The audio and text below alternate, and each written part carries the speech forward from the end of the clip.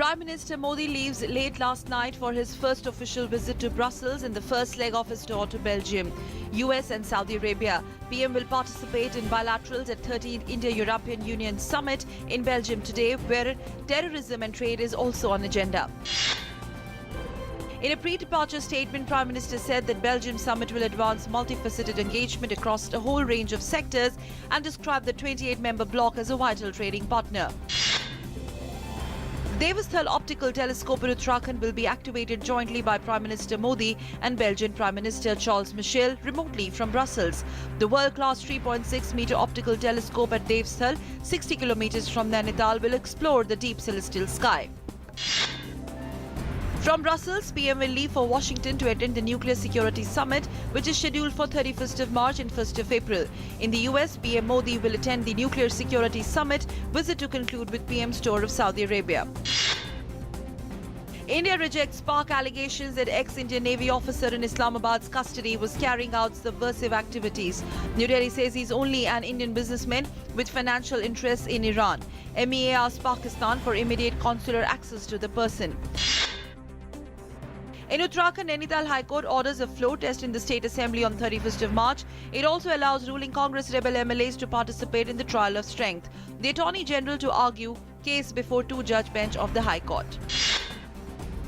The budget session of Parliament has been prorogued to enable the Centre to issue an ordinance for authorising expenditure beyond 1st of April in Uttarakhand, which is under President's rule. The decision was taken at a meeting of the Cabinet Committee on Parliamentary Affairs chaired by Home Minister Rajnath Singh. 5-member Pakistani investigation team visited the airbase yesterday. Strategic installations at the base were concealed and Pakistani team was only allowed access to selected spots related to 2nd January terror attacks. Probe team also visited Bamiyan, the point from where the terrorists entered India.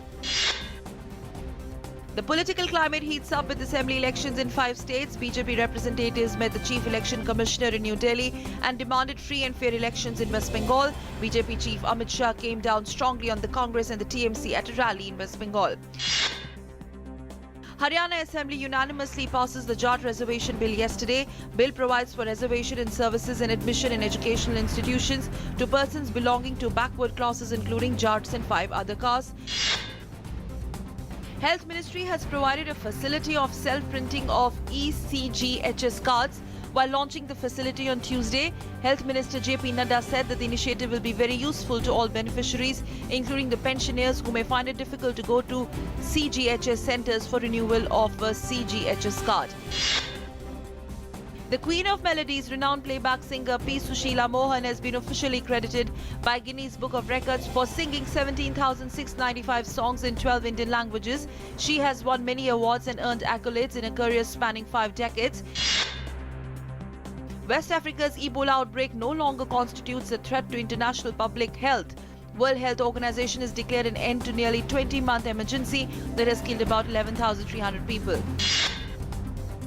In Canada, a small private jet crashed on Canada's Marc-Delan Islands off its Atlantic coast today, killing all 7 people on board. The crash occurred as the turboprop aircraft was approaching for landing in fog and gusts of wind. A Canadian Transportation Safety Board team is headed to the crash site to investigate the cause of incident. In the first semi-final of the T20 World Cup, England will clash with New Zealand today. The unbeaten Kiwis need Kane Williamson to fire in first semi-final. Joe Root is England's best batsman by far. They will need him to continue his good form. In the second semi-final, India will take on West Indies tomorrow.